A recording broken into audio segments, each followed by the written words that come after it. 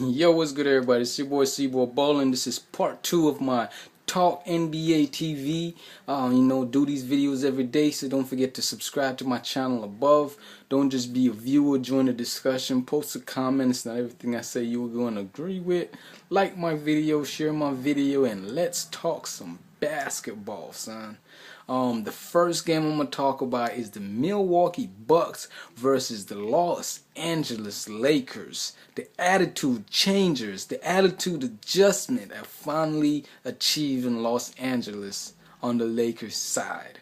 You know what I'm saying? The Lakers are going up against the Milwaukee Bucks, who is going to be playing I think this is their third game or second game without Andrew Bogut, their leading rebounder. That should definitely be a key factor for this loss for the Milwaukee Bucks because of the fact that Andrew Bogut is their leading rebounder, and we have two 7-footers in Paul Gasol and Andrew Bynum. I expect these two guys to dominate the boards. Paul Gasol is finally coming off of an awesome performance in which he scored 23 points.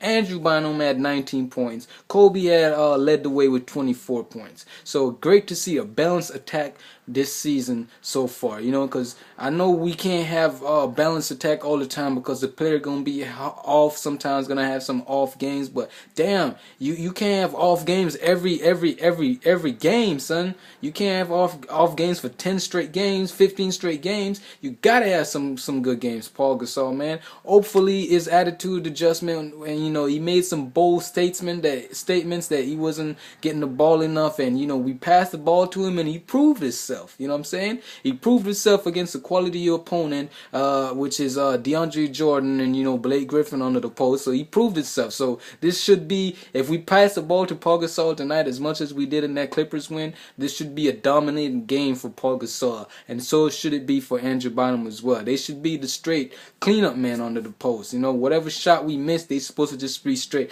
You know what I'm saying? You know what I'm saying? Kobe Bryant is actually, averaging 33 points in his last 4 meetings in Milwaukee, because this game is being played in Milwaukee. Lakers are on the road. They're going to be playing their next 8 of 9 on the road. So this is one of these must-win games for the Los Angeles Lakers. They can't, start off this road win. After just stopping their 3-game losing streak, they just stopped it. So hopefully they can, continue to get this push. I looked at our next game. We're playing the Timberwolves, and we should be able to get a couple of these wins because the Timberwolves is going to be a pretty tough team to beat, just judging by the fact that we're going to be playing today and we're playing them tomorrow. So definitely taking the Los Angeles Lakers. Ron Artest, attitude change, man, attitude adjustment. 7 assists for the guy, season high. Like to see that from the Los Angeles Lakers. So Lakers win this one by double digits, and that's just my pick right there. Definitely going to be watching that game. The next game is the Memphis Grizzlies versus the Phoenix Suns. The Grizzlies, after having their 7-game losing streak their 7-game winning streak snap, they're now trying to avoid losing 3 in a row. They're going up against a Phoenix team that's trying to avoid losing 4 in a row at home. These guys have been playing garbage right now, man. At home, they haven't lost five games in a row since 2004 season. Steve Nash, I guess you can't beat age, Age is getting to the guy. The guy ain't averaging these big numbers no more like he used to average. Steve Nash used to average like 20 points, like 13, 14 assists a game. The guy used to be a monster, but like I said, age getting to the guy. Rudy Gay has been playing pretty good basketball so far. Team best, 19 points. Zach Randolph is still hurt, so Marc Gasol definitely stepped up. He's averaging a career high 15 points, career high 10 rebounds a game. So this definitely a game for the Memphis Grizzlies, for them to get back on track and get back to their old winning ways. You know what I'm saying? The next game is the Sacramento Kings versus the Utah Jazz. Sacramento just been filthy. They've been despicable. You know what I'm saying? They're on a 3-game losing streak overall. Jimmy for daddy. Jimmy for failure, man. This guy's supposed to be a top pick, a top player in the NBA, and he's not doing it, man. Why are you guys doing?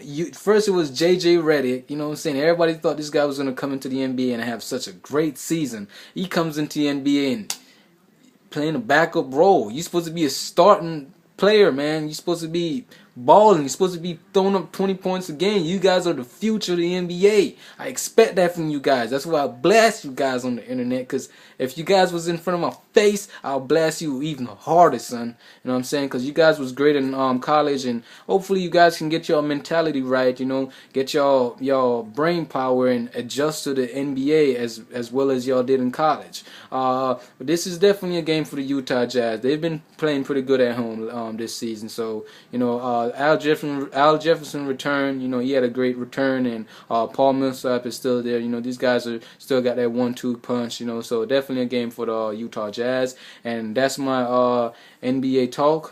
Thank you for watching. Don't forget to subscribe to my channel above. Join the discussion. Post a comment. Highlights will be in video response below. So don't forget to come back, check out the highlights, and thank you for watching. Deuces. Au revoir.